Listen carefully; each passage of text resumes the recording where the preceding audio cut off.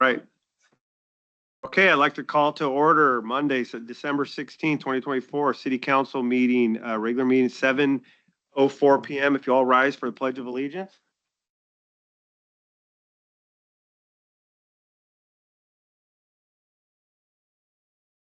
To the republic, stands one nation, God, indivisible, liberty and justice for all. Thank you. Sorry, I missed your last comment on that, Jeanette, but Jeanette is online. Everybody else is present. I'm looking at the agenda. I'd like to make one change. I'm adding number 2 and then bumping everything down, but number 2 is reaffirm oath of office of Chief, for Chief Llewellyn. I'd like to add that if that's okay. And so that will be 2, and then 3 will be public works update, 4 resolution, 5 a resolution. I'm looking at a motion to approve the updated agenda. Mr. Mayor, I'll make a motion to approve the agenda as amended. Motion by Councilor Holmes to approve the agenda as updated. Any seconds? Second by Councilor LaFrentz. Any discussion? All those in favor state by saying aye. Aye.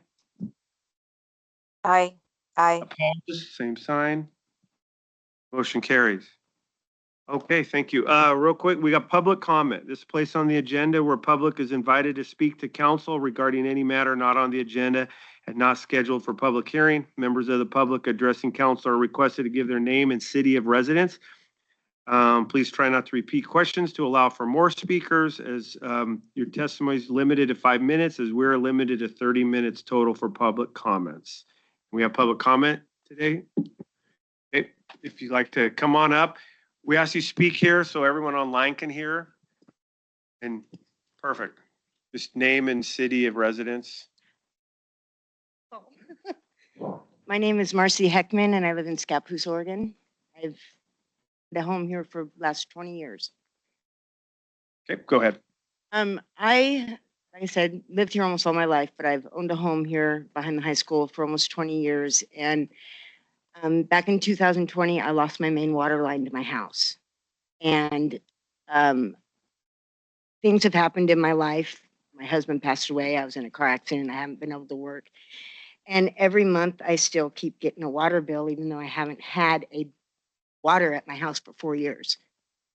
And it's up to $6,000 and my water line is now fixed, but I have no access to water because they want the bill paid. And I just don't understand why the bill it gets so high when you don't use the water. Okay, I appreciate your comment. We'll take it. We'll have Ben, our city manager, and we'll discuss it with him and try to come up with something for you. Response. Appreciate it. Thank you. Thank you. Do we have, maybe if you could give your contact information to Susan on a pink sheet, a phone number, email, something to that effect. Leave it with Susan. Thank you. Any other public comments? Okay, seeing none. A consent agenda. Tonight's a consent agenda. We're looking at the November 18, 2024 City Council meeting minutes. I'm looking for a motion to approve the consent agenda.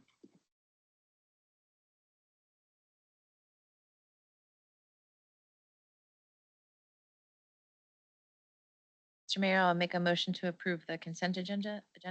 Councilor Holmes, make a motion to approve the consent agenda. Any second? Second. Second by Council President Miller. Any discussion? All those in favor state by saying aye. Aye. Opposed? Same sign. Motion carries. Okay, well, we're all really here for tonight. Number 2, reaffirm oath of office for Chief Llewellyn. If you would come on down. Susan has something here. I guess I'm. You're gonna take the picture? Been a while. Okay. You have to repeat after me. Yes. I, Chris Llewellyn, hereby swear on my oath to honestly and faithfully discharge my duties of Chief of Police for the City of Scappoose, and that I will support the laws the Constitution of the State of Oregon and of the United States of America, and the Charter and ordinances of the City of Scappoose, to the best of my ability, so help me God. Right, appreciate it. Thank you.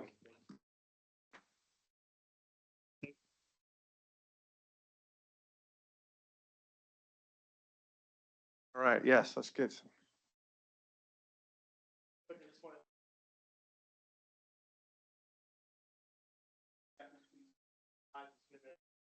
Thank you, council. Past 2 years. Appreciate it. Get it.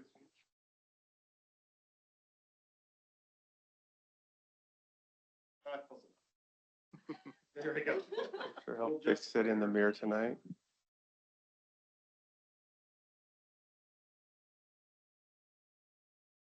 It's beautiful, honey. Great. Yeah. Thank you. Nice to meet you. Thank you. Appreciate it. Thank you very much. Thank you. Thank you, guys. Three of us, Chris, Mr. Fluellen, if we could get all three of us. Oh, sorry. You gotta get in the middle. Thank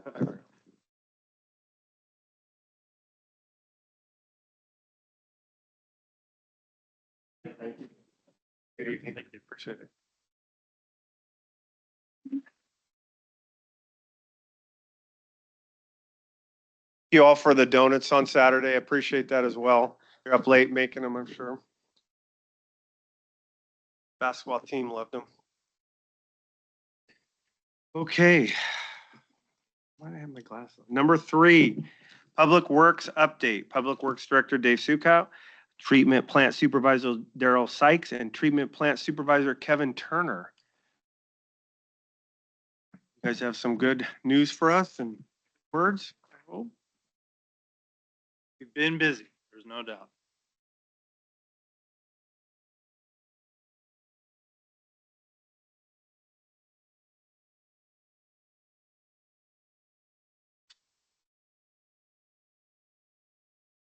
Mayor and council, good evening. It's been a while. It's good to see you all.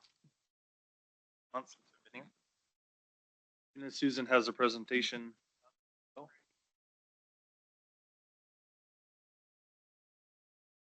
You could get started in your packets.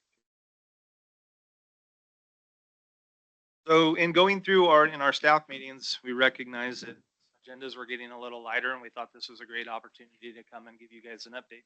As I said, we've been really busy. We've got some projects wrapping up, some that are definitely in the heat of the moment, and wanted to give you a quick update on that.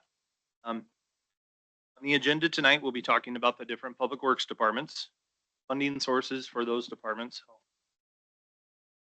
ARPA funds, as you are all familiar with, we've had many discussions on those. We'll go through each project that we've been through recently or we have on the planning horizon and questions. As with me, as I always say this, I prefer these are discussions and the PowerPoint is more of a technicality. So if you have any questions at any point, just don't hesitate to jump in.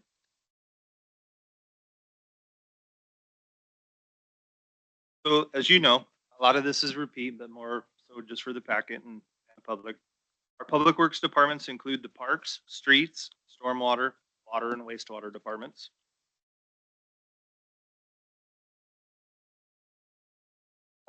Funding for the parks is primarily our general fund.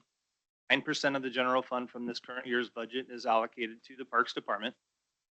For projects, as you know, we do grants. We're very dependent on grants. We've built most of the new parks with that resource. Chieftain Comley Park was built primarily with a grant. We've also benefited from donations from local organizations, businesses, and community members.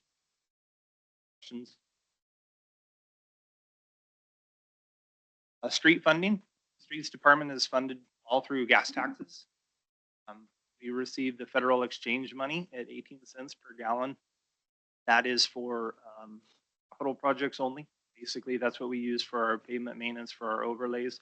We get about $100,000 a year to our fund from that. We put that into a savings account. It took us about 6 years before we did the paving in 2023, the completion on that. So now we're back in the rebuilding stage, those funds. Our state gas tax is basically our operational money. We get about $600,000 a year from the state. That pays for the street wages, materials for crack sealing and things, the striping repairs, so on and so forth. Then the local fuel tax brings in about $250,000 a year. That's paid for the improvements on Old Portland Road, wheelchair ramps on Havlick last year, sidewalk improvements, the one by Maple is where we've spent that. When we pitched the gas tax or fuel tax, at the time we were thinking that we may need some of that for street maintenance money as well. To date, we have not used any of that money for maintenance. It's all been for adding sidewalk. That is our goal in the future, is to keep that momentum moving. Dave, Yes, and that's like 7 more years. It was at a 10-year, 6 more years at this point. 6 more years. And to re-up it, or you'd have to go through another vote. And I would assume would want to continue to try that. It's been a very successful program. I hope the community is seeing the benefits. The big projects are still to come. We're in our saving stage right now for the neighborhood around the Grant Watts School. Engineers' estimates as of a few years ago for $750,000 per street. We were looking to do Vine down to 6th and 3rd place from Grant Watts heading north. You're about $1.5 million. So that's years of savings right there. So we're in that stage. In the upcoming year, we will be looking to, actually we're here in a minute, but we'll be looking to through the design stage of that once we have the money allocated. Actually, the questions with street funds? Stormwater funding is all through rates. Last year, we increased that rate to $16.28. The stormwater fund is still a relatively new fund. It's been in place for, I think, 9 years now. After the master plan update, we came before you, proposed a rate that was identified in that master plan as to where we are today. That has allowed us to have a full-time stormwater employee finally. Working to work on our compliance. We have a lot of requirements by DEQ, stay stormwater compliant. It also provides the services for our street sweeping program. Very beneficial and required by DEQ. It's not an option. We require that you do it. For the city purchased our own street sweeper. I'm gonna contract that service. It's way expensive compared to doing it in-house. This is we are with that. Questions there? The water fund is an enterprise business, which means that it sells goods for the collection of the fee to operate itself. It does not receive tax dollars for operations. We bring in about $2.8 million a year in charges for services, current budget. For our capital projects, as noted in there, we are in several $1 million worth of ARPA projects, and we'll talk about this here in a little bit. Questions there? Same with the wastewater fund. It is also an enterprise fund that is dependent on charges for services.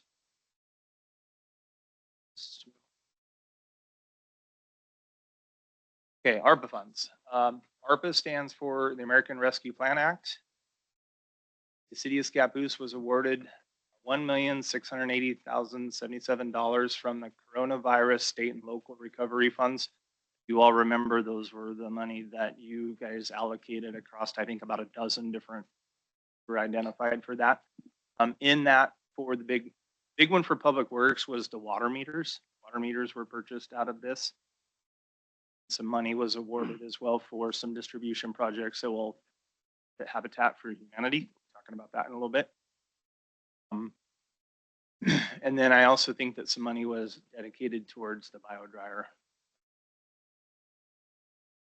Let's see, the city was awarded $13.6 million dedicated to the bigger infrastructure projects. We'll be going through those in a little bit, but those in a nutshell are the couple of wells, a good chunk of the reservoir, bio dryer.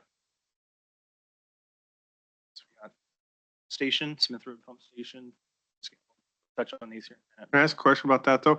Are those funds that were directly allocated to us where in the past they would have had to been done through grants and specific requests? I mean, how does that work that these direct funding sources from the government? We were notified of these funds coming down, had the option to apply, and And so there was an actual application for each of these that we submitted for review and award.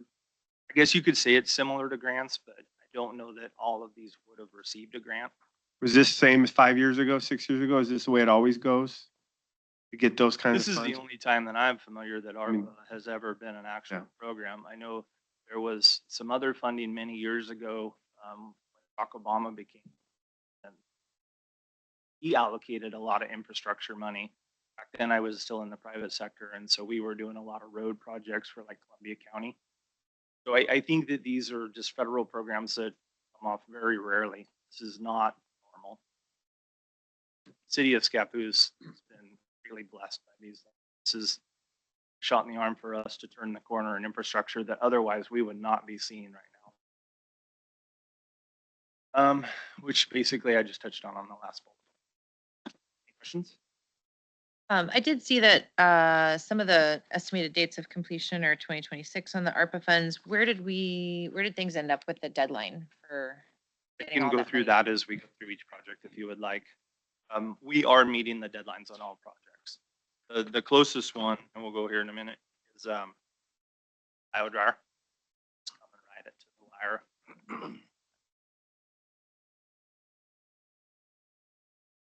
Okay, parks projects.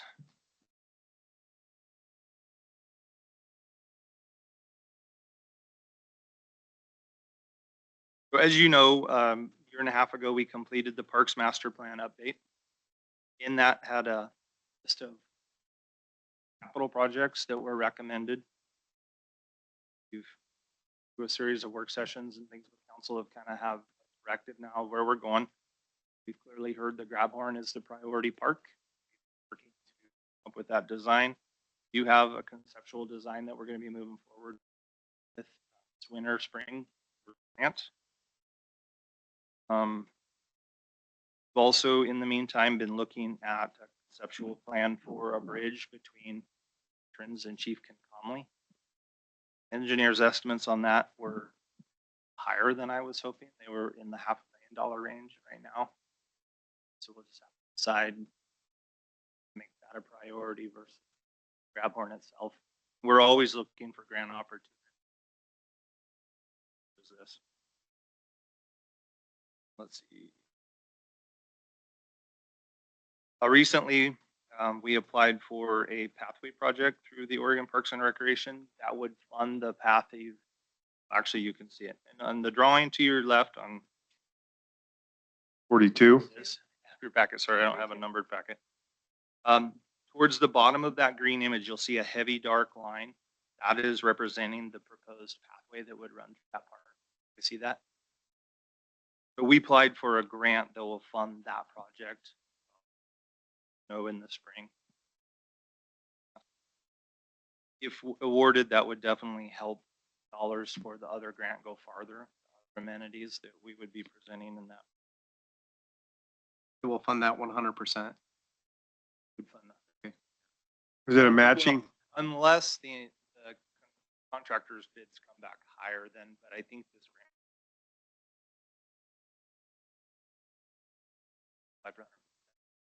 Which the engineer's estimates were right at that one.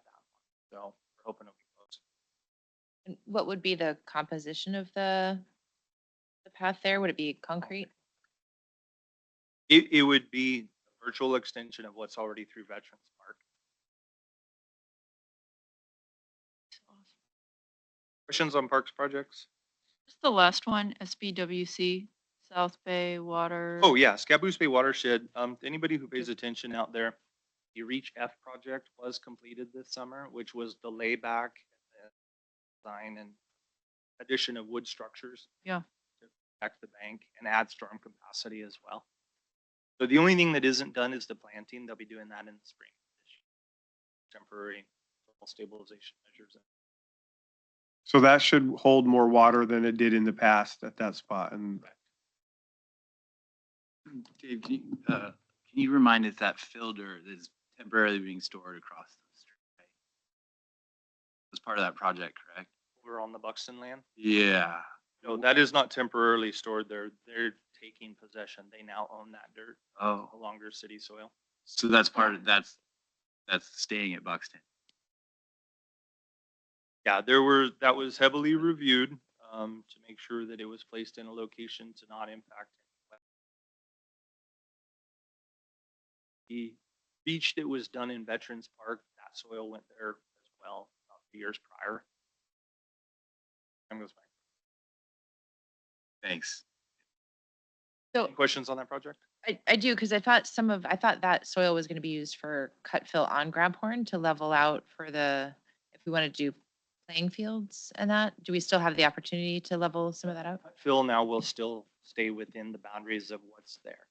So moving forward, the soil that's there has to be, Okay, we do our project. That project was permitted to be, which is actually very beneficial because by creating that water storage, we're going to reevaluate that floodplain and it may actually lower that. It's obviously water. I don't know that might be, nominal, but we also there's some wetlands on there. If you guys look on that image of the park, that top right-hand corner, that is actually identified wetlands that are on the property that we're going to have to mitigate at some point to build the park.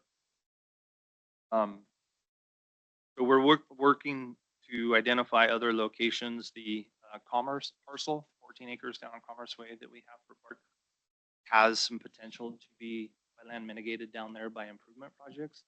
Fade this out by doing it. We're weighing a lot of different options.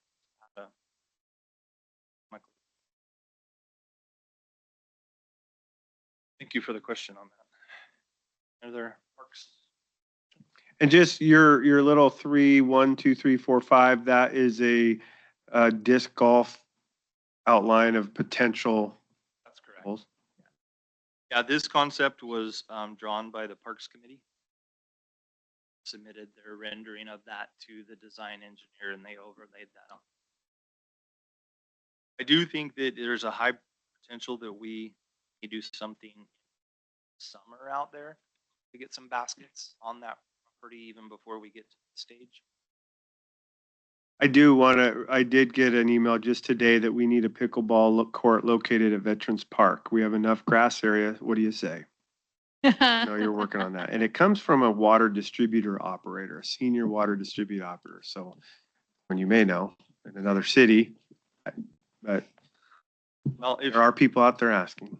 when we last spoke of this master plan, I think we did actually show you a rendering that shows one just south of the Little League fields. There's that triangular piece of grass there that I think it's all about money. Yeah. Advertising the ball, or do we want to keep all of our ready to go on Grabhorn? I would say depending on the outcome of that grant, that's when we make some decisions.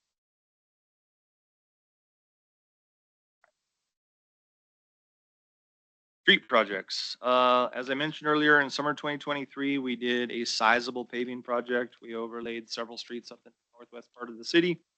Did some big improvements on Havlick Drive near Fred Meyer's theater. And that I think is probably the single most used street in the city other than the highway, obviously. And what we didn't want to do was have it get too far gone. So got ahead to get maintained, which I think is good.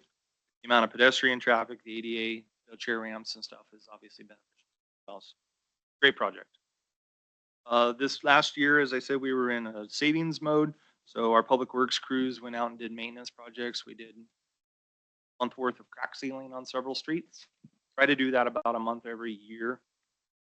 It takes four members of our staff to do that. So that's and towards the latter half of the summer, those same crew try to get out and do striping improvements. We also, as far as the main striping, work with the county. We've got a partnership. They come through with their striping equipment and do the center line stripes. Paid for that, we provide services to them for pothole repairs, street sweeping on county roads.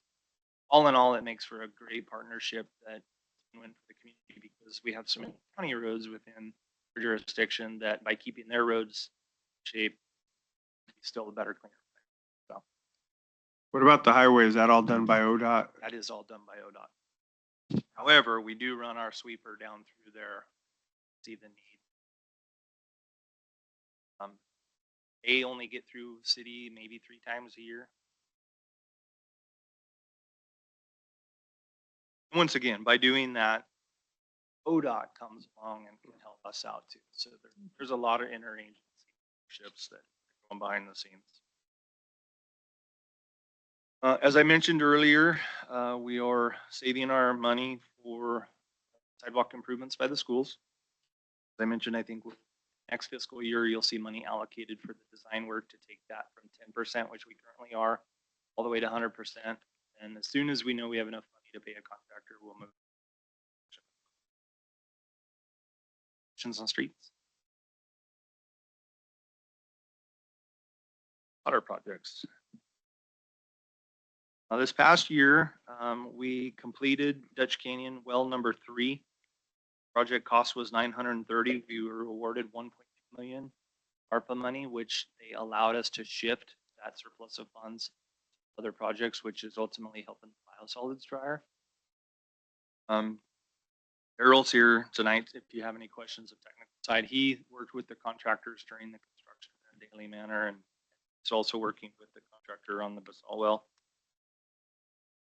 Basalt well is ongoing. The estimated cost right now is $1.95 million for that. It may go over, it may not. The depth being deeper than we anticipated to find water. We're at over 500 and we still haven't struck the water yet. It's estimated at 600. See it at that depth, so we may have to, when we get to that mark, determine do we keep going. The signs showing that it's there, do stop, back up. Our backup plan is that that would be an alluvial well. Regardless, we will get water from the site. It's just a question of what source of that. Really want the basalt well to be successful though, because water quality in those levels is higher and it opens up a source for us. Alluvials at some point will tap out all they can provide. So if we could get into a different source. So keeping our fingers crossed.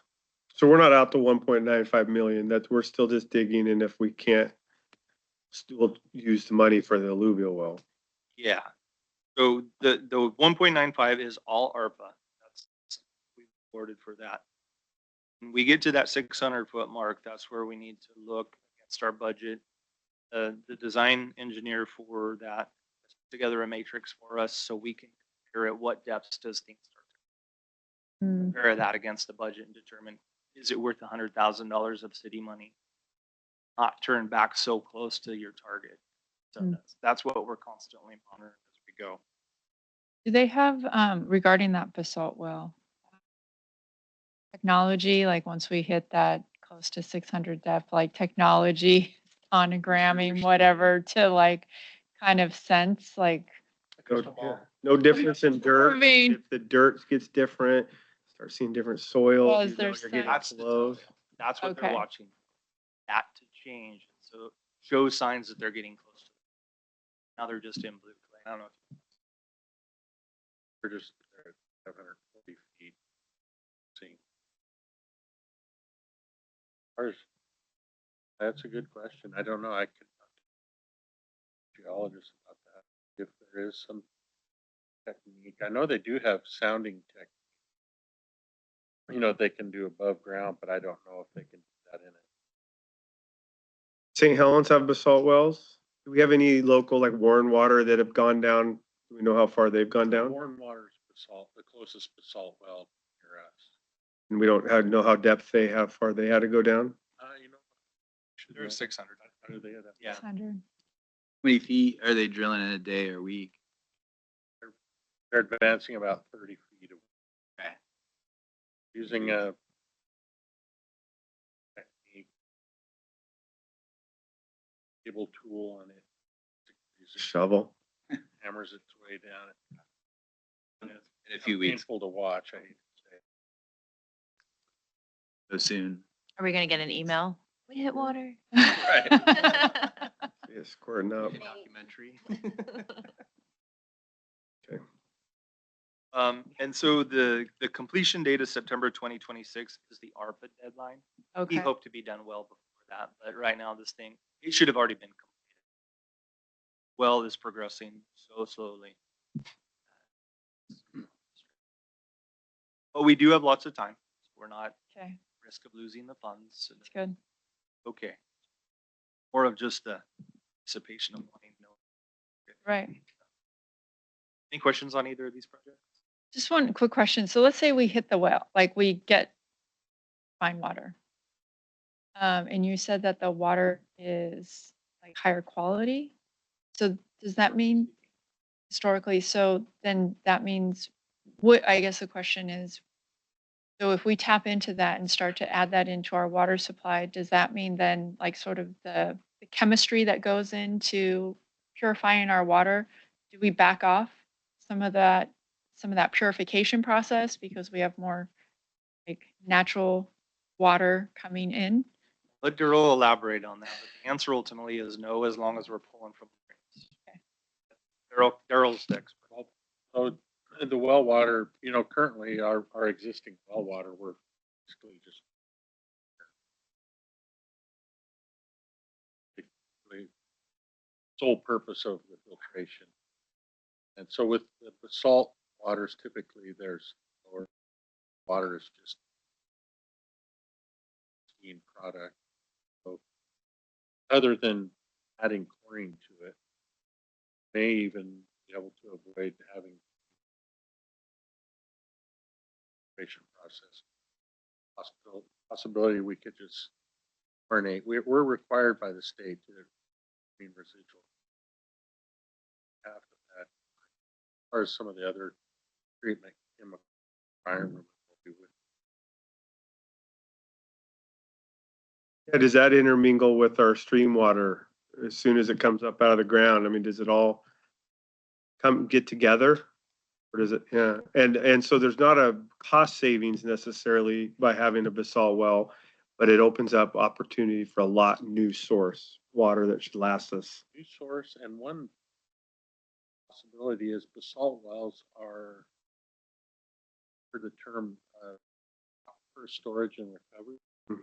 Basically, it's a community to treat our surface water in the winter when we don't need it. We could treat that water and actually store it. So those salt wells can sometimes be used as storage wells where you can Yeah, put water in them, and then in the summer when you need it the most, they're back.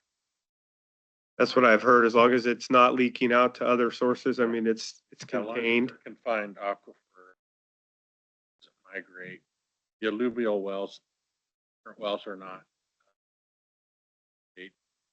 Water will migrate away. So we're hopeful, if we can get to that basalt layer. Fortunately, just the data in this area, there's never been cause to drill that deep. Private wells or just don't have challenge data and basically drilling an exploratory well. But to handle the growth or future, this would be very important. That's if you hit the basalt layer, there's varying thick layers, and so the layer, the higher. Fingers crossed. Good. Laid hands on the well rig the other day. Your thing out there. Yeah. Okay, moving on. Okay, and now moving to the reservoir. The reservoir originally kicked off to be a 2 million gallon reservoir is what we were awarded the funds towards. Going through the RFP process, he advertised for engineer who's qualified to propose to us on this. One came back to us, that being who we contracted with, said rather than retrofitting for 1 million gallon reservoir, why don't you tear it down? Bigger one instead of having to next to each other. Blown away by that comment. That was nobody else thought of that, but it was perfect. So they did a cost analysis. It did pencil to be far more economical for us. So that is what we're moving forward with. Million history there. Benefit of the 3 million I was going to add to is the existing 1 million did not meet seismic. It's huge. Have a seismic qualities, so. When you good to. And a 9.0. Because it was actually the one that was taken out.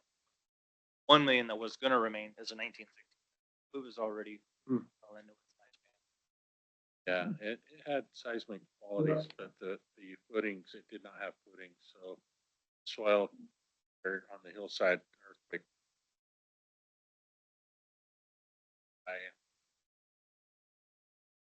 So it really made sense. You know anybody living below it? Okay.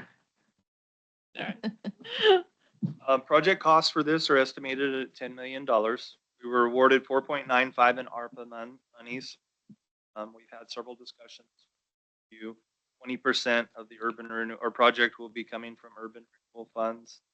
We've already been pre-approved and signed on a $2.95 million loan. All of this project is well underway. As you can see in the photo, the old reservoirs are now gone. Contractors working to relocate the site. These have to move a sewer line, which they're currently working on, and a water main site and revalve a little bit. Figured for it. There'll be some site shoring. They're very allow them to go down and do that. The new tank is estimated to be expected and online by fall of next year. Completion in November or December. We're excited for that. Where does all that dirt go that they dig out? I don't know. They're looking at taking it to a local quarry. It's their choice where they go. Bring them back haul gravel. They could take it.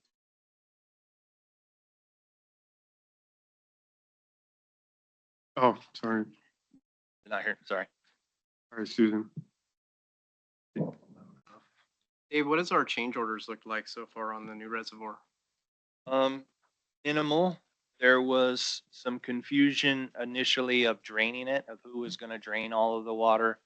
Did pay a change order to that pump that pumped out the remaining unusable water to put in the system. Daryl ran it down as low as he could in the system, but there is sediments and things. Charging. There was a rebar design modification to it where when it went to the county for state approval of the design, they wanted some more rebar in there. So there was a change order for that. To date, that's really about it. It's been pretty minimal. Don't anticipate anything, but don't know what in some circumstance, but anticipating any at this point.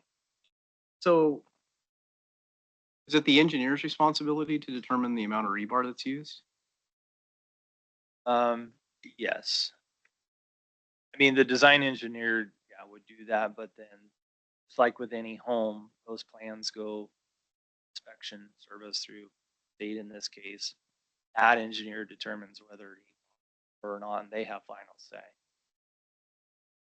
State, not an expert in that field, but he came back and said for you to get the permit, rebar engineer confirmed, and not a big change.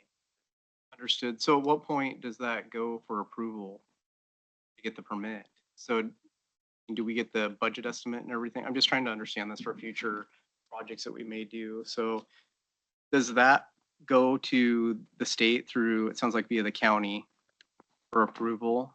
And then at what point though, do we get the final project cost? Because it seems like we would want approval.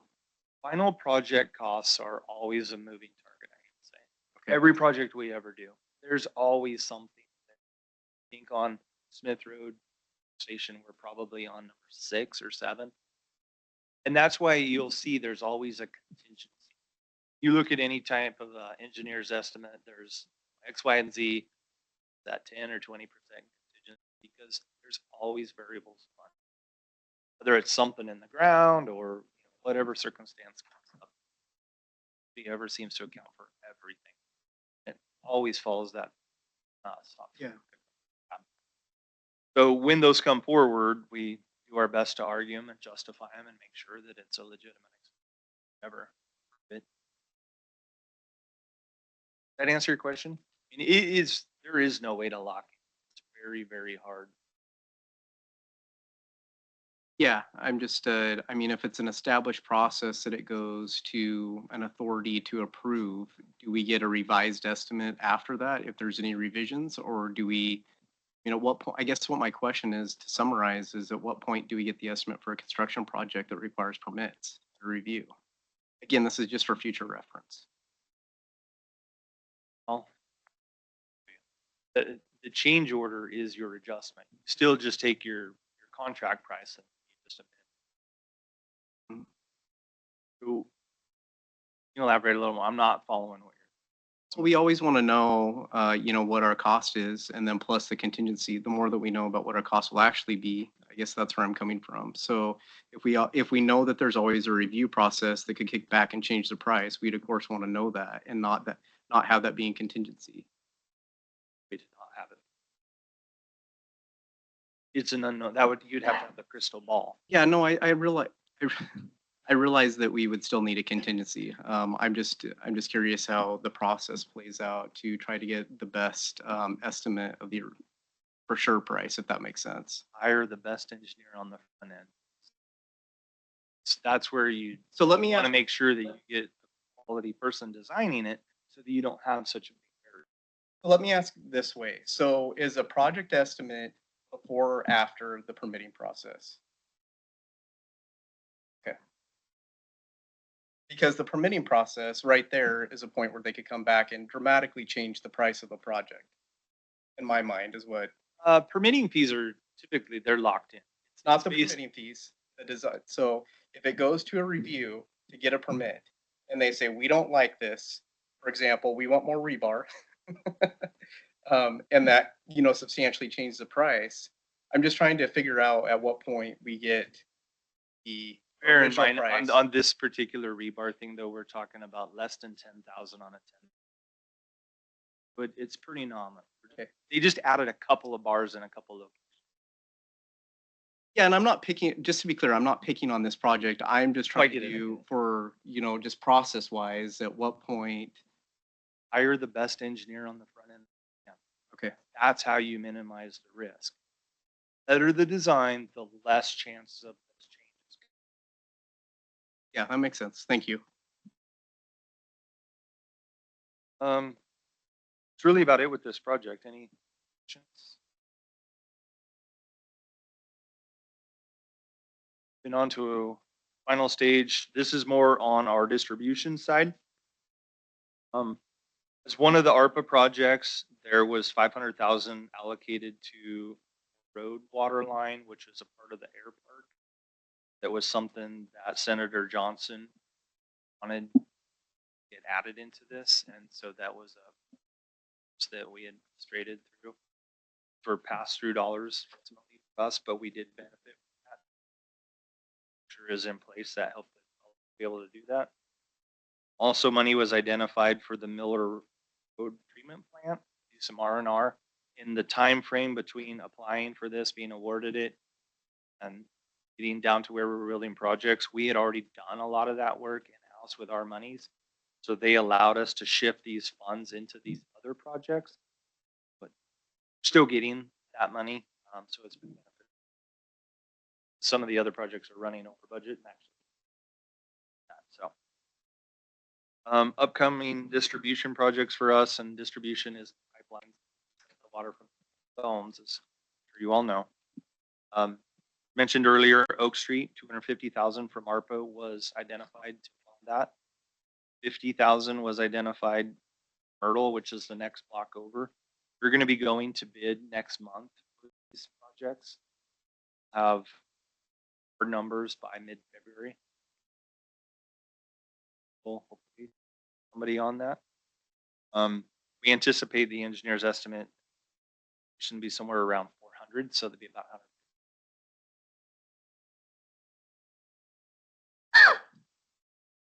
Up in northwest portion of the city, we've been in design for about a year. Several of those pipes up there have caused a lot of grief for us. Street in particular has a lot of repair bans. Be building that in the following fiscal year, more than likely. And the water meter replacement project, as I mentioned, was funded through ARPA. About 60% done with that. We're doing that work in-house as far as installing these meters. We really only get about 2 to 3 months in the winter time that we're down enough to be able to do that. So our crews are getting up, try to finish the install throughout the duration of this winter. We're excited for that, as I think you've all seen technology and leak detection. Sensitivity. Do they need to be a certain degree? It can't be under freezing to work on those, or? Another quick question then, are we okay on time frame for ARPA funds for Oak Street and Myrtle on deadlines? And the Fifth Street, is that a city road or county road or any of those up there?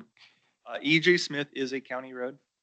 And so when you do the power, you don't redo the whole road, you just fix what you, Unless you destroy an entire lane, they could come back and require you to replace.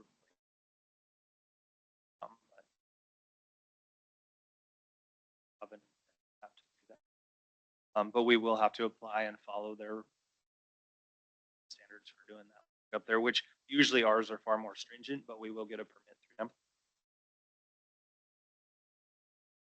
Question on any? I You can't want- hear you, Dave. I'm sorry. all right, Jeanette. And do you want to go through these or do you want? All right, switching gears over to wastewater projects. As you know, the wastewater treatment plant is in the middle of its phase 1 project. Primarily for that is the aeration basin, which is shown in the picture to the right. Project costs for that are going to be somewhere in the neighborhood of $17.5 million. Only unfortunately 2.2 million of that is coming from ARPA. This is going to fall on our shoulders, the bulk of the tab. 20% of this will be funded with urban renewal. And we are scheduled for completion by 2026. I'll give an update of where that's at. So the aeration basin there, we're scheduled to pour concrete on Wednesday. About 75 trucks will be starting at 6 a.m. and it'll be a long day of doing that. It's been delayed for a couple weeks because of the weather, but there's a window availability of finishers for that concrete. And after that, they'll start on the walls to it. So it's moving forward, but it's taken a while. Questions on the 75 trucks, huh? Oh my gosh, that's just for the floor. And they'll build all the walls. amazing. So, how much is our loan? How much of a loan are we taking out to? Loan is 20 million. We Okay, don't anticipate using that, but he said it was better to just over ask, sure, under draw, sure. and try to come back and amend that loan later. Questions there? Before we move on. On to the bio dryer. Project is under construction. It'll be being completed this month. And that is the deadline this month, December 31st. For this one, we've been cutting close. We actually did get an extension on it. We knew early on that this one was not going to be easy to meet the deadline. So we did get the extension, and even then, obviously cutting it close, but proud to report that we're going to make it. Project costs are landing at about 2.7 million combined with design and all the procurement and construction. We're getting 2.47 in ARPA money, so we're going to be picking up that remaining balance out of our wastewater fund. And let Kevin give you an update on how it's running. So 2 weeks ago was where our first loading process, and we've had a few communication problems in the meantime, and boiler issues is what generates the heat exchange. Today we had another issue with the boiler, but process loaded about 150,000 gallons. We have about 12,000 pounds in there right now. Solids today was about 70% solids, and by tomorrow we're hopeful that'll be about 90%, which is our goal. We'll take a sample off of that to verify and then, and see where we're at. And it can hold twice that, so about 25,000 gallons or pounds. And we'll start offloading it into bags, but we're still really in the experimental process with it. And we send in tests out to the lab to see where we're at as far as nutrients and all that. Typically, our Class B biosolids is a very good quality as far as pathogens and fecal count. So same expectation there. We'll easily meet our Class A qualifications. Be able to get rid of it throughout the year will be nice and avoid that end of summer stink. Hmm. It's pretty exciting to most of it's automated. That we're just the kinks out. Does the original contract help extend into the break-in fine tuning phase? Or? Yeah. Okay. The Bioforce Tech folks were back out last week as their second, and there's another trip for them to help us with the little things and do more training for staff. It comes out pretty dry. It does. It's actually kind of gravelly, small pieces. Our first sample was at 70%. There's still a few pieces that are quarter size round. Most of it is much smaller than that. You get closer to 90%, it's a lot more dust. Like we're in We s- talks with a significant landowner to take it, but still, if there's ratepayers that want it, have a spot available for them to grab it. Any opportunity for us to sell it and make some money? I think in the long run, yeah, that's the goal, but So, now we just a good spot and get rid of it all. If I remember right, the previous conversation was that we were not going to have enough quantity basically to attract a commercial resale, which would be more ideal for the city, I think, if I remember correct. Yeah. Have there been any complaints from the neighbors with odor, increased odor or? Those that follow Facebook, something last week, different odor, and it is a different odor. We had a time last week where the boilers had stopped, so what was fed into it sat overnight. So once it was started up, there was a bit of odor with it, but it does have an air scrubber and helps, but it is different odors, more earthy than ammonia. So what will be the standard operating procedure with that? Is that an anomaly where it's loaded overnight and then started the next day? Or is that something that we can expect going forward, or is that going to be mitigated? So right now, that's just in the details of fine tuning. It's supposed to be automated and go from one cycle to the next, which will avoid that. But occasionally there could be a breakdown, but it's rare. I mean, you still have a wastewater treatment facility over next to it that does produce some odors as well, correct? I mean, this, We can't forget about that. yeah, that's still there. And we do have a couple nurseries around too. It'd be nice to work a deal with them that they could take it. should take it. We're working on that. Yeah, good. We're reaching out now to people. Now that we actually have a product to show them. Or it was just, I don't know what that was. And just so you know, if you didn't already figure, the photo there is actually ours in our facility. That's Not 75 trucks of concrete, but a few. there's a healthy footing underneath this too. It's about 18 inches thick. 100.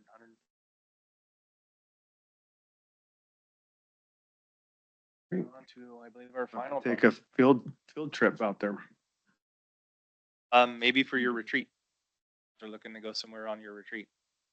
Spot. Done it before. Yeah. Yeah. After they set goals, that's what we did a few years ago. I'm down for another tour. Okay, final is Smith Road Pump Station. This project is also nearing completion. We anticipate it being done hopefully by mid-January or so. Kevin can elaborate on that. Project costs is going to be about $1.2 million, 900 of which was ARPA funds.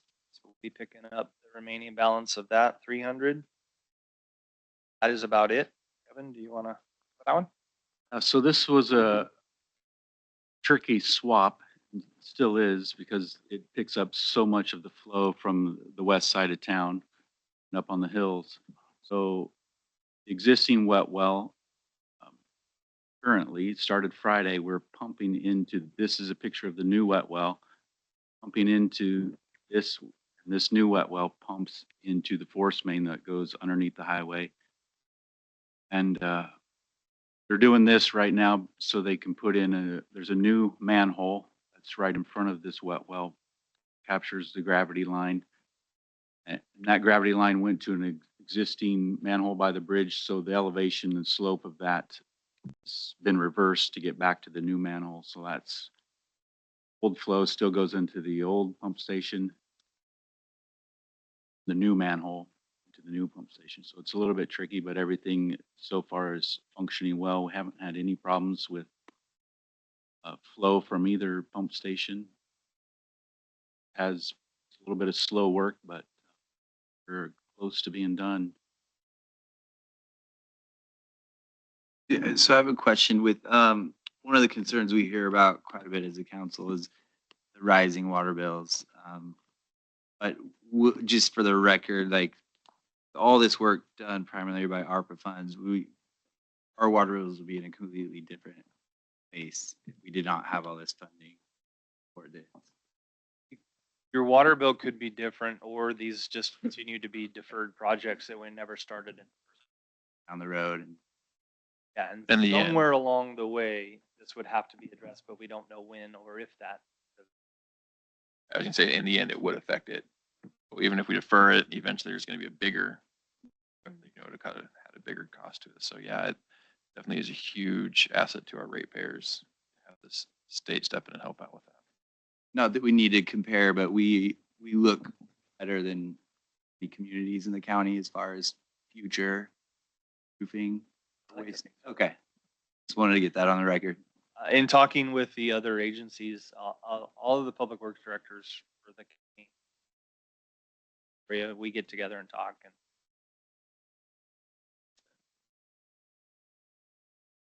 And yeah, to answer that question, obviously this is $1 million that we didn't have to get.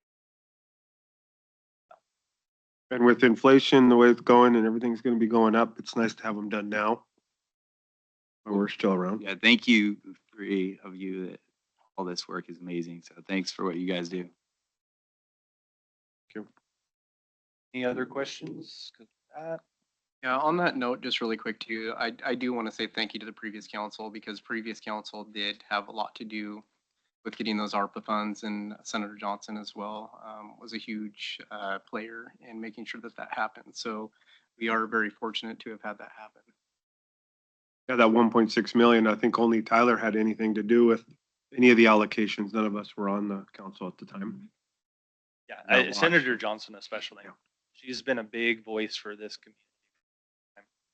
Used to be, so very, very lucky to have her in our corner. And we've constantly spoken with our senators and our congresswomen about this kind of funding directly to cities and letting us kind of determine sometimes where the money goes or how important this has been, and asking them for other rounds because it's been very helpful for us, I'm sure. Thank you. All right, thank you. You're welcome. Okay. Who had 820? Now we're on to the new number 4, resolution number 24-18. A resolution of the City Council of the City of Scappoose accepting the results of the November 5, 2024 general election. City Manager Benjamin Bergener, if you'd like to go ahead and take it. Yeah, as presented, the results of the election are in the packet with the tabulated votes on that. This is more procedural. It doesn't, resolution to accept it is not a legal requirement, although there's some wording in our charter and stuff to do this. So it used to have a part of that where it actually mentioned that we would go ahead and recount them, but that's done by the county anymore. So, yeah, this is just to accept those results, and we know what those are and who will be coming in January. These are the official results. Can I ask a quick question? On page 54, it gives a breakdown by precinct. And do we not have a third precinct? It goes 1, 2, 4. This is, yeah, these are just the results they give us. Maybe that clipped at one time. Yeah, where's number 33? It's disappeared and it's no longer a 3. It might have combined 2 at one time. Right, I was gonna say there's a lot of numbers that are missing from this, so throughout. Being that 2 is larger than the others, it may be 2 and 3 combined to 2 at one time. Do we have to vote on this then? Someone need to make a motion Yes, to approve. that is what we have done. Mr. Mayor, Yes, Counselor I Jacob. move that we accept resolution number 24-18, a resolution of the City Council of the City of Scappoose accepting the results of the November 5th, 2024 general election. I have a motion by Counselor Jacobs to accept resolution number 24-18. Any seconds? Second by Counselor Holmes. Any discussion? Seeing none, all those in favor state by saying aye. Aye. Opposed? Motion carries. Congratulations. Work with you guys for 2 years. A really tough race. I was really wondering how that was gonna turn out. Kind of like. Glutton for punishment now we're on to number 5, resolution 24-19, a resolution declaring public works surplus property. Public Works Director Dave Sukow. Mayor and Council, so Public Works is seeking council's approval to surplus some pieces of equipment via resolution 2419. The 4 pieces of equipment that we are requesting the surplus have been replaced. The vehicles are 25 years old. Mileage is not bad on them, but they are no longer dependable to our fleet. And they are also undersized vehicles. They're Ford Rangers. We don't use small vehicles anymore. We're trying to buy more full-size pickups that are more useful, can actually haul tools and things. New technology in vehicles is we can get 4-cylinder turbocharged trucks now that get better economy than these do and still have a bigger capacity. So we're looking to replace those. Also, we have a backhoe that has been in our fleet since new in '98 that we have replaced with a new version that we purchased about 1.5 years ago. This one is showing signs of its age and wear and tear and could cost us a sizable amount of money, plus we no longer need it. We kept it in our fleet until now to handle the cake process because we needed a machine that could work with biosolids and have it on its tires and things. We could go do a water leak with another one. So now that we have another piece of equipment and we have the bio dryer, no longer need this piece of equipment. The vac truck also is something that we acquired about 9 years ago, used from Forest Grove. We did get a lot of use out of it. It helped this city turn the corner because prior to this one, it didn't have one at all. So our crew got very used to using this and found it very valuable, so much so that we purchased the brand new one 2 years ago. The brand new one can do more than twice the production that this older one is. This one's also showing signs of very expensive replacement in the near future. We don't want to invest the money into. So once again, we're looking to just get it out of our inventory. That I can take questions. Other than that, it's pretty straightforward request. In the past, we've used J Stout. We'll probably reevaluate who we will surplus with, whether it's through the state or J Stout again, make sure we're getting the best bang for our buck service. Didn't we pass a vote that allows you to do this without our approval, but is that on smaller items? Was that we have to do this? Okay, I thought we discussed it because some items you were bringing to us were file cabinets and this, and I thought maybe we passed something. Isaac may very well have done a smaller thing for that, but when it comes to a bigger piece of equipment, I'm sure you're aware. Definitely. Okay, so same along the lines, looking for a vote to approve or recommendation by council. Sorry, I probably missed this. This revenue goes back to the general fund or public works? Oh, this will get distributed to the same funds that it's allocated for maintenance. So we have a percentage breakout where it'll go to parks, streets, water, wastewater, and storm. Sorry if you Fortunately. said that. No, I didn't really elaborate on that. Mr. Mayor, Council President Miller. council adopt resolution 2419, a resolution declaring public works surplus property. Council President Miller makes a motion to recommend council adopt resolution 2419, a resolution declaring public works surplus property. Any seconds? Second. By Councilor Jacobs. Any more discussion? Seeing none, all those in favor state by saying aye. Aye. Aye. And those opposed, same sign. Motion carries. Thank you. Thank you. Appreciate it. Okay, we're on to the calendar. Almost through December, so we'll skip the January 1st, city office is closed. January 6th, council work session at 6 p.m., followed by a regular meeting at 7 p.m. January 16th, EDC meeting at noon, followed by Parks and Rec at 6 p.m. January 20th, city offices are closed. January 21st, council work session at 6 p.m., followed by a regular meeting, council at 7 p.m. City updates. City Manager Ben Bergener. In the packet, we have the department reports that we've been doing monthly. Just a quick note on the financials, still a work in progress, but this is version 3.0.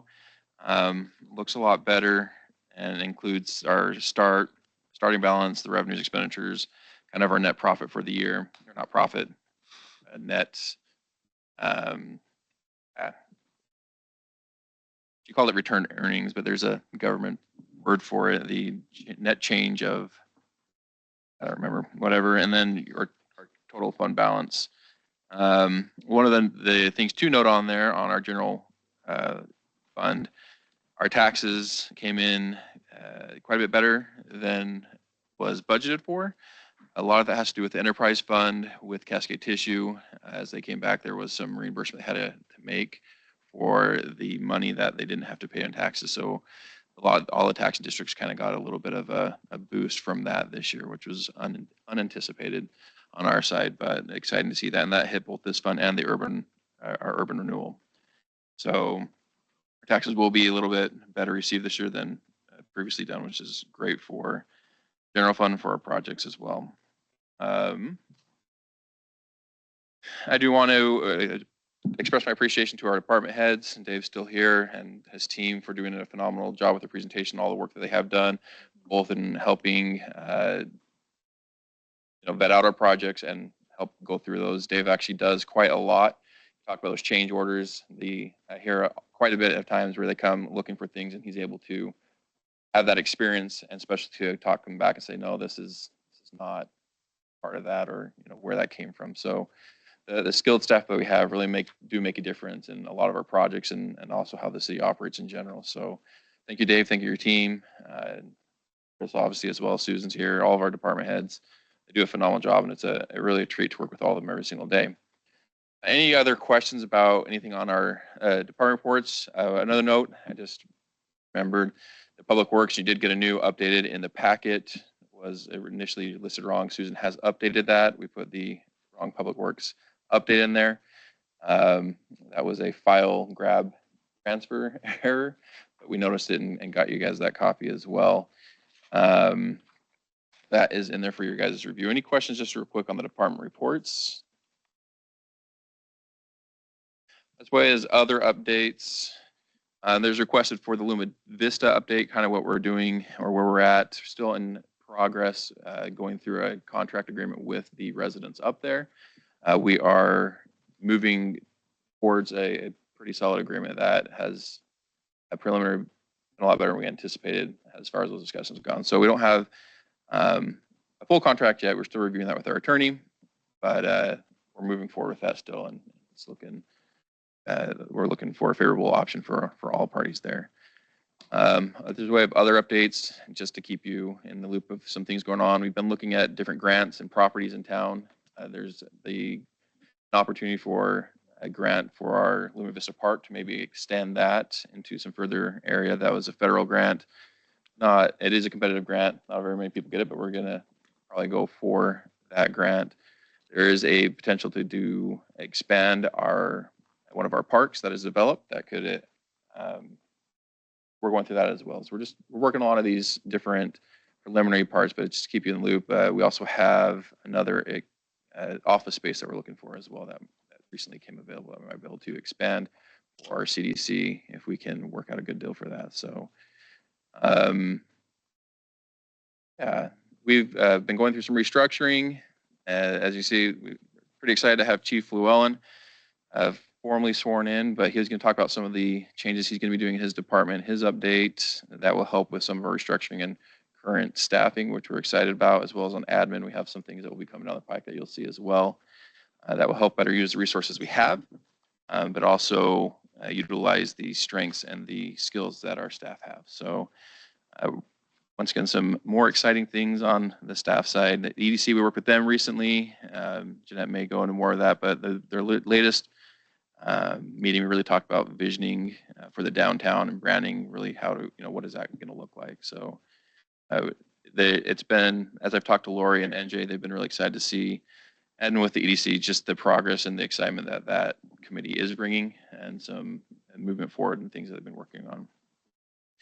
As a reminder, we also have our end of year employee recognition dinner, holiday party, Christmas party, whatever you want to call it, December 19th. Doors open at 5 o'clock. This year, this is being presented by the Employee Wellness and Engagement Committee, which is a newly formed committee. They're really excited. They were able to get some donations and other things to help with that party. So that's this Thursday, just as a reminder. Another 2 items. January City Day at the Capitol is coming up. If anybody who's interested in possibly going to that, it's a great opportunity to go down to meet our state legislators and to go over any of the priorities. We do have our League of Oregon Cities priorities and the 5 that the city put their names in. It's also a way to also vie for some additional funds. They typically have like Christmas tree funds or other capital projects that we could try to get some money for. There's no guarantee, but it doesn't hurt to go ask and see if we can get some additional help on some of the projects that we have in town. And to build those relationships, just like I mentioned with Betsy Johnson, having those relationships really makes a big difference in getting some money that we would otherwise have, and to not have to have that go to our taxpayers. So if there's any interest in going down to that, just let me know. We can get you registered. I'll be heading down to that. If not, if there's anything you'd like me to talk to our representatives about, I'd be happy to go talk to them as well. The League of Oregon Cities, for that, they do put on a day, kind of like a training conference for that before you go talk to those. So it's kind of exciting to go hear some of their trainings and how they, best practices they've seen to work with your legislature and your state rep. So, Day is that, Ben? January 28th. go with that, January 28th. Any other questions for any of those updates real quick? And the last one is more just a filler for the council. If this is an issue that you're interested in taking up, it has been brought to me from several sources, in person, on the phone, an email, from the same people and their partners, but they have an interest in our current water leak resolution. Currently, our resolution for water leaks, I didn't have time to put this was all after packets came out, so I told them I'd at least just talk, see if there's interest before we bring it up next time. But our current resolution states that if there is a leak between the meter and the house, that we will do an adjustment. If it's a 1-month thing and they have to prove what the repairs were done, and it can't go beyond that 1 month, we just do, kind of a, a good faith effort to help them with the cost that they've been, accrued for that. This particular customer, and so with those, the current resolution, the state for our city, it's about $1,000 a year in adjustments we make. So it's not a huge hit to any of our funds. But that is just what that resolution has done. The proposal from them was why not inside the house too? Why not other things or other people? So I asked Carol how often this happens for the utility billing. They said still it's only about 1 or 2 people a month. It's not a huge request. There are different perceptions and opinions about whether we should do that. I have talked to some of those opinions we have, it's water they've used the service, why, what other utilities may do that. On the other side, the request or the perspective is, well, other cities do it too. And this is actually coming from a business owner who has properties in other places. That's where they're coming from. Like, well, in Portland, I do this, and over in this city, we do that. Why don't you guys have something similar? I'm neither here or there. It is a policy decision, and which is why I'm bringing it to you if that's something you want to bring back up. I do know that there was interest also on the reverse side of eventually getting rid of that policy altogether. Once again, they use the water. Why are we adjusting it? Like I say, you could have an argument on both sides, and I'm not advocating for either one. It's just, is it something that you're interested in bringing up? We can bring it into the work session or bring a resolution. If not, I can go back and say, we're happy, the council's good with where we're at. The other point that was mentioned, I talked to Dave about this. We do have those new water meters coming in. And so it may be something that we put on hold for a while, because when those water meters come in, there's going to be a lot more leak detection that the customers can see and fix right away. And then that would argue the case of, well, they should be able to fix it right away. Why would that be placed on the city? Is that something that we take up at that time after there's done? We could do additional analysis and research for that. That was my question, was in a leak detection, if we get a note that looks like, ooh, water's running longer all day, I mean, something that kicks on that there might be a leak. Yeah, how does it work? How does a water meter, does it notify us and then we notify them? Yeah, so right now, we've got some parameters in place through the billing department here at City Hall, not at Public Works, where the high bill people do get notified. If they see one that's an anomaly, like there's something going on there, Kathleen will notify that customer that we're seeing something.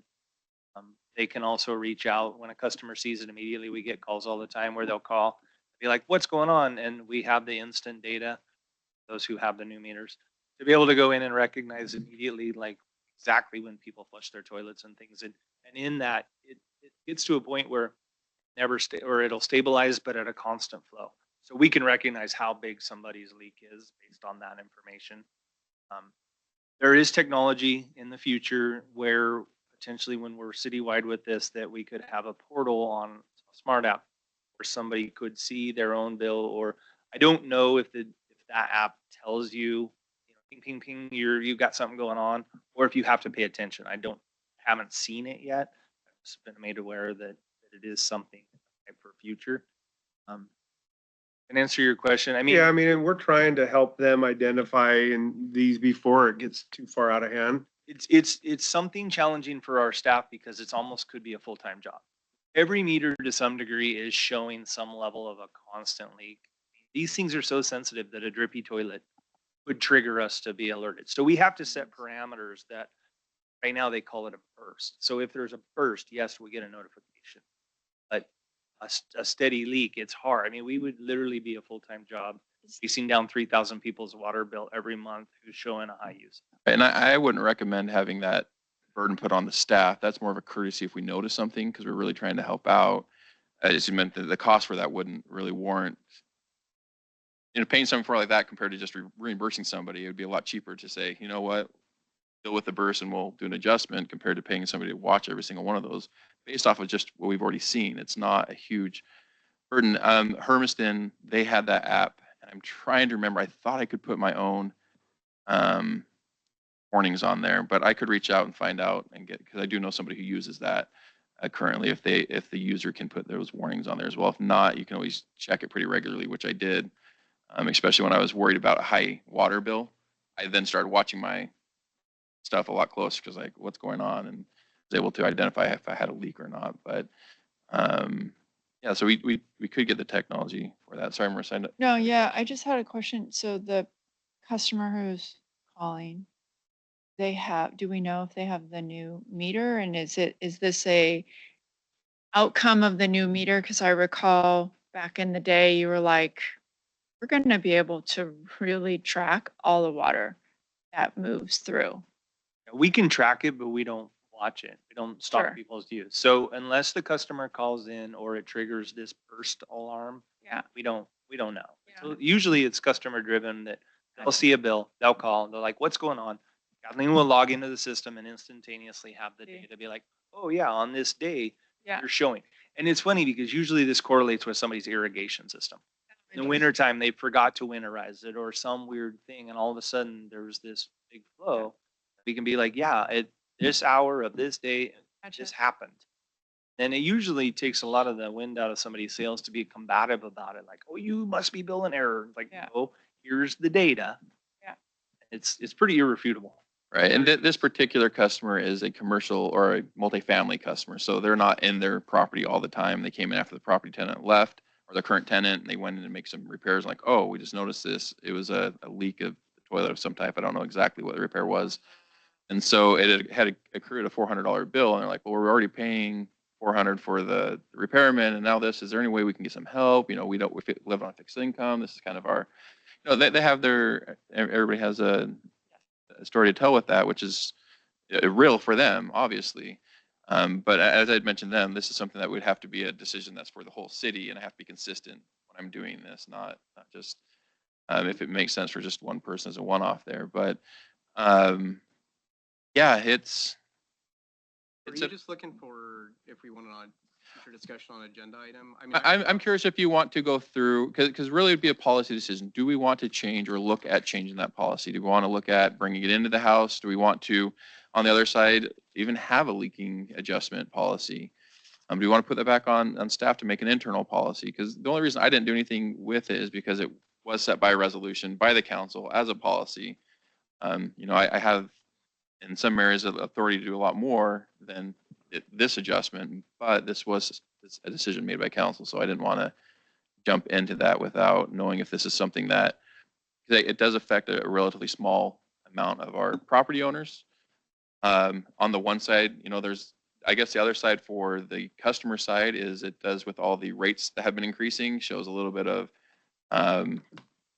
giving back to the rate owners for those who have those.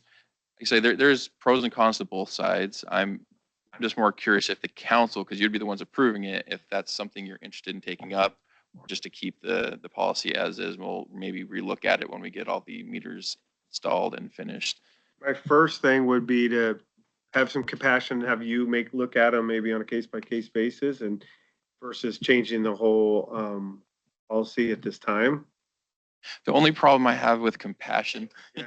is that gets into the risk of discrimination of why did they get it, not I? Why was their case? So having, in this type of thing, having a straight policy that's just effective to everybody makes it a lot easier on the operations side, because that, and takes it off the burden of the staff of being like, well, you like them more, or this person was this person's friend, or it gets messy when there's not just a set policy that's effective for everybody. Well, then let's have. As a reminder, there is a mechanism in place, but it, as he mentioned, it restricts you to underground, not within the home. The intent there is that within the home, somebody can lay eyes on it or hear it or something. Whereas under the ground, most people, it goes years and they don't even realize it until they see that nice green spot when the rest of their yard is dead. Summertime or some weird thing. Yeah, that's where I'm thinking maybe too, not so much, if it's in the house, one thing, if it's in the backyard, that's another too. So maybe it is to look at a resolution. This was written in mid 90s. 1995 was that resolution, yeah. And like I say, right now, there is the mechanism. We have a policy. It's from meter to the house. And usually though, as Dave mentioned, under the ground, it's harder to see those. So those are usually a bigger break anyways. That water starts gushing. So there is actually a bigger, I would say, typical adjustment that's made from those. But it's a lot harder to see those and assess those right off the bat. So compared to you not taking care of your toilet right off typically, like I say, there is a case where someone can say, well, I wasn't in there because it's a rental. I go in once a month or whatever. But in general, you should be able to take care of the stuff inside your house and notice. Is that a leak that was causing damage to the house or just a leak with the toilet running the whole time? Just a leak. It didn't cause damage to the house, so it's just running. So the bill went high, and then the bill to fix it. Those are the two things that this particular customer brought forward. But every situation is a little bit different. I would prefer to have a discussion with council, but notice it so that we can have public testimony if people want to give public comment on that. Jeanette, did you have a? Yes, question, Ben. Did you say it's from the meter to the home, or is it the meter to the street? Meter to the home, the building. So So it does go past property line. it does or it does not? I'm sorry, I didn't catch it. It does go past property line right now. It does go past Yep, to property your line. house. Okay. Okay. Thank you. My vote is, my suggestion is bring it in front of council. Let's have a work session on it. If there's anything else. that A you half think hour is work good. session, probably a little shorter. I think a half hour should be If there's sufficient. anything else that you think is pertaining to this that would also be part of I it. can get some more information for that, and we could follow up with, like, say, with Hermiston, find out what their leak, that software looks like and what it, what benefit it has to the customer. What does the backflow testing that you guys require do? Does it help in the winter? I mean, is it? I'm a victim of that. I can discuss that. I'm Yeah, backflows are required by plumbing code for anybody who has an irrigation system or the risk that water could reverse flow back into our system. That's a completely different topic. Yeah. They don't require irrigation to drain out in the winter, so they aren't full of water when it freezes. They're not required to drain their irrigation system, but it's highly recommended, or some version of winterizing it. But the backflow just merely keeps it from coming back into our system and contaminating. Cause I'm thinking of like a pipe under the house or somewhere in the house, but those don't typically break if they're in a wall. I mean, they're usually protected, but a toilet, that's not a failure of the pipe, it's a failure. of- Right, if we were in Northeast Oregon where it does freeze at night, maybe those internal pipes would burst a little bit more. I've had that happen, but yeah, here, it's not usually a concern. I think most people have in city limits. I've had 2 big leaks over the last year in 2 different houses, and it's not fun, but they were winter and they were me. Hang a TV.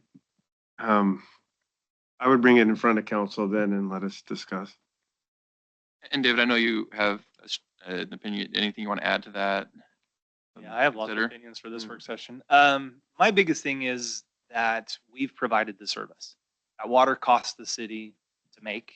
It costs to go wherever it went in that leak, and it has to be replenished. And so other ratepayers, ultimately, if you were to expand on that program and it becomes more of an expense annually, that has to get shared across the people whose systems aren't leaking through rates. So it could trigger a small rate increase or whatever. So again, we provided the service. It's not our fault that it got wasted. So why are we picking up? And we are trying to help with finding meters that maybe can catch these quicker than they have in the past. Okay. Right, yeah, so now I won't prepare a resolution, or anything. We'll just do a work session Yes. that we can at least let people come in and talk about it, and you can talk about it. Half hour resolution probably in January sometime, or a work session, just to at least have that discussion more in depth. It's not that I'm not compassionate. It's just that I'm looking out for the dollars and cents of the practical side that I'm coming. Absolutely. Okay. Anything else? No, those are all my updates. All right, Chief Llewellyn. Mayor, once again, thank you, city manager, council, and all for coming in. Definitely appreciate, looking forward to working with you guys here. Busy day for the police, or a busy weekend for the police department. Friday was a very busy day. We did our giveaway for fundraising.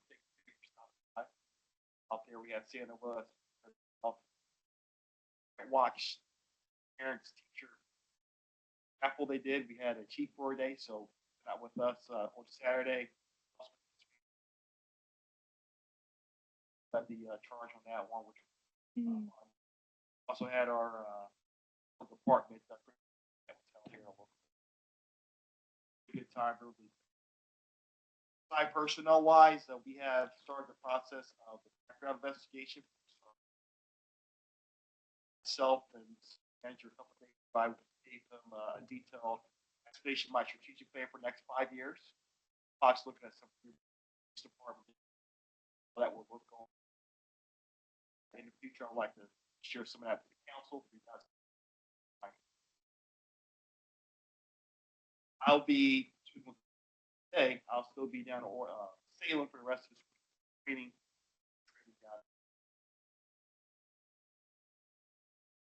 down there for January 22nd. I'm looking at possibly no patrol officer. Receive a lot of interest for our two FTE or full-time positions that are available. Hopefully by the end of this week, I can start pushing that out to the application I received. Start working on a actually. How things are going. Happy and a lot of work. This Counselor Iago, I also updated the just data for the department report from last year and also this year as well. As requested, this is for that, which was pretty good by the city managers. That this is not a totality of all the calls we respond to. I figured just a real high, you know, may want to be able to check out what. Thank you. I like the report. I'm moving on to the weather. My voice, so I apologize. But, questions? Here. 5-1. Yes. We are going to, right now we're looking at possibly having hiring a second sergeant. We're going through that process. Enter background investigation. We have Did the Grinch get released? I mean, is he out? I mean, no. $1 million bill. good, Class A bill. good. We'll hold people accountable. Should hold like a mock trial. That'd be really cool next year. I think a little bit too much of resource. Could be fun though. You get the DA's office to come in and. That'd be fun. Be cute. No, seriously, I'm super excited. Once again, thank you. I do not take this position lightly. It is an honor. Appreciate it. He got away. I saw him getting his hair done last night. His nails. We'll apply for a warrant. Right. Okay, thank you. Counselor Jacobs. Just want to say thank you, Chief Wellen. Very excited that you're in the role. Opportunity, and I'm looking forward to the continuous positive impact you're going to have on the department and our community. And thank you to the staff. Dave, thank you so much. I really enjoyed your presentation tonight for the update. It's extremely helpful. A lot of good information I'll be able to carry out to the community. And just to everyone else in staff, like, thank you so much for all your hard work, wrapping up the year. Y'all get some rest and recovery, and then we in January. Good, appreciate it. Thank you. Counselor LaFrenz. Yeah, congrats, Chief. Thank you, David, staff, everyone. I know the holidays can be tough for some people, so I hope and wish everyone a happy and safe holidays. Thank you. Counselor Holmes. Yeah, I want to wish everyone lovely time off at the holiday. Also want to take a moment to reflect and thank my fellow counselors. Where we were this time last year was a very different place for the city. We had a lot of change happening and a lot of uncertainty ahead of us. And I appreciate all of the work and thoughtful discussions that we've had to get to this stage, having great leadership in our police department and having City Manager Bergener here. It was a lot of work and it was a heavy lift, but the city is in a much better spot. So thank all of you and look forward to the year ahead. Thank you. Counselor Santiago. Yes, thank you. Thank you, Mayor. So first, I am sorry that I can't be there in person. I hope to be there soon in our next meeting. And I did miss a lot of what Dave was saying in his presentation, but I think it was great. I did miss a little bit of what Chief was saying a little bit, but you know, that's what I get for being online. Congratulations, Chief. I'm so happy that it's official and we're glad to have you in your leadership. Another thing is that I will be attending, I plan to attend the January 28th at the representing the Women's Caucus. So if anybody wants to carpool, let me know. Also, if you haven't had the opportunity to go see Whoville, please do. They did, again, another incredible job, Jan and her team. So we got a little preview, Mayor and I, we And so I didn't get a chance to see him dressed up as the mayor of Whoville, but I'm sure it was great. And just to elaborate a little bit more on the EDC meeting, yes, like Ben said, they were talking about their goals and their visions, but they also wanted to, couple points that they want to focus on to create a downtown corridor. They talked about community branding. They also wanted to create a vision for the city, and they talked about partnership with schools, supporting more of the library. And Carl, the co-chair, mentioned, he said something like, what does downtown look like? So they had great discussion, and their recommendations will be coming to council. Another thing that was mentioned, and this is something that council can agree or talk to with Ben and see if this is something that we want to do. So there's a grant that has a deadline on January. I'm not sure what date, sometime in January. It's with Travel Oregon. And so this grant can actually support some of what they're doing right now. And if you have more details, Ben, you can elaborate on that, but what are your thoughts on that? And that's all I have besides that. Thank you. Yeah, just several grants we're going after, both for economic development and for parks. They're all coming ahead in January, February, March, April. So there's a big grant season. We have the contracted grant writers helping with us. Public Works is doing a phenomenal job at heading those out. So we're going to get as many of those in as we can. It does take staff time. There's a lot that goes into putting these grants in. So we're going to try to hit the ones that we're most likely to get as a priority. And if we can get the other ones in there too, we'll. And Ben and I met with Well and Nagel Spa last week or two, and I'm really getting some of her support too as part of CET and Main Street program and any grants that are out there. So we really are looking at a lot of them right now. So are we saying that Hopefully- it's okay for staff to put time into those grants, the ones that are due in January with Travel Oregon? Is that what you said, Ben? Right, I am. We do have staff allocated. Okay. As well as for the ones that staff cannot directly do, we have the contracted grant writer that can help fill in the gaps. Okay. Like I say, it may not be all of them that we want to go for, but we're going to hit the highest priority ones for sure. Like I said, these grants kind of all come at the same time, and there's quite a bit that goes into them. So we're prioritizing those according to what the vision of the city is and the biggest projects that we have right now, and then the ones we don't get to, we'll hit in the future years. Okay. Well, thank you, and happy holidays to you all, and happy New Year. Thank you. Council President Miller. Thank you, Mayor. First, I'd like to echo the comments by Councilor Holmes about reflection from where we were and where we're at now. And yes, it was a heavy lift and a lot of work, but I think it will be very rewarding. I usually have an update on the county commissioner meetings that occur every Wednesday. However, I was out of town the last 2 weeks, so I don't have an update on those. Congratulations to Chief Llewellyn. I'm very excited about the direction of the police department and seeing where that goes. The police department, it's no surprise, it's had its issues for a long time now, and I feel like we're on a really good path to getting it where it needs to be and hopefully becoming the police department in Columbia County that everybody wants to work for and that our community will be very trusting and proud of. Let's see, what else do I have? Police visit Whoville. A lot of work goes into that. I know Janet personally, and if you ever drive by there and see the red truck out there, which is pretty much every day into the late night hours, especially for the the 3 months coming up to December, that's her. She puts in an amazing amount of time trying to get that place perfect. I know I had something else, but it just left me, so I'll end with that. If you can think of it, let me know.